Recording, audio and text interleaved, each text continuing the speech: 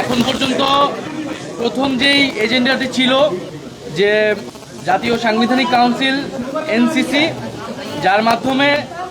রাষ্ট্রীয় ও সাংবিধানিক গুরুত্বপূর্ণ পদে নিয়োগের ব্যবস্থাটি হবে,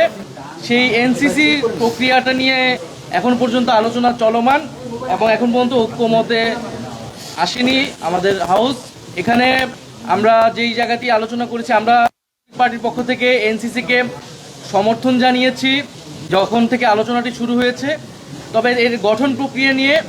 বা এর ফরমেশন নিয়ে অনেকগুলো দলেরই কিছুটা ভিন্নতা আছে এবং সেই জায়গায় আমরাও আমাদের কিছু ভিন্ন প্রস্তাব আছে, কিন্তু নীতিগত জায়গায়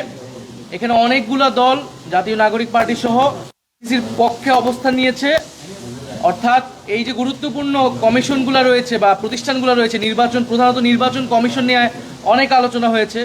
কারণ বিগত সময়ে আমাদের অভিজ্ঞতা আমরা জানি এই নির্বাচন কমিশন বা এই ধরনের গুরুত্বপূর্ণ প্রতিষ্ঠানকে কিভাবে দলীয়করণ করা হয়েছে তার নিয়োগের মাধ্যমে। ফলে নির্বাচন কমিশন, দুদক, পিএসসি অথবা মানবাধিকার কমিশন, এই কমিশনগুলোতে কোনোভাবেই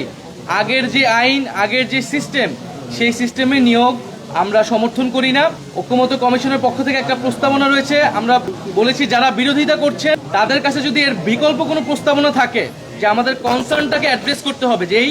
কমিশনগুলো যাতে নিউট্রাল থাকে, দলীয়করণ না হয় এবং রাষ্ট্রের আস্থা যাতে এই প্রতিষ্ঠানগুলোর উপর থাকে, যারা নিয়োগপ্রাপ্ত হচ্ছেন তাদের উপরে থাকে, তো সেই বিষয়টা যাতে নিশ্চিত করা হয়। তো সেই আলোচনাটা এখনো চলমান এবং আমরা আশা করি যে সবাই আমাদের যে জুলাই গণ অভ্যুত্থান এবং আমাদের যে গণতান্ত্রিক রাষ্ট্রের আকাঙ্ক্ষা, সেই আকাঙ্ক্ষার প্রতি শ্রদ্ধাশীল থেকে আমাদের ভবিষ্যৎ বাংলাদেশ নতুন প্রজন্মের প্রতি সবাই চিন্তা করে আমরা যার যার দলীয় অবস্থানের বাইরে এসেও আমরা জাতির স্বার্থে একটা ঐক্যমত অবস্থায় পৌঁছাবো। আর বাকি দুইটা এজেন্ডা নিয়ে এখনো আলোচনা আসেনি, তো এই বিষয়ে আমরা এখনো কিছু বলতে পারছি না।